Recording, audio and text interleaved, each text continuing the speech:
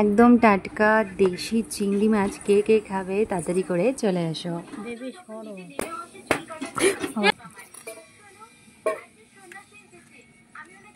সরে যাবে গান্ধী পোকা নড়ছে,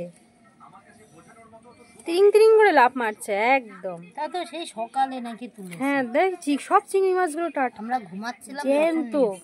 হ্যাঁ বেবি হাত দেয় না, কাটা ফুটে যাবে। হ্যালো না, সরে যাও তুমি।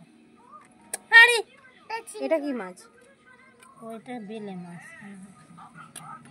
সেদিন তো খালি এই মাছ নিয়ে আসলো, সব এই মাছ।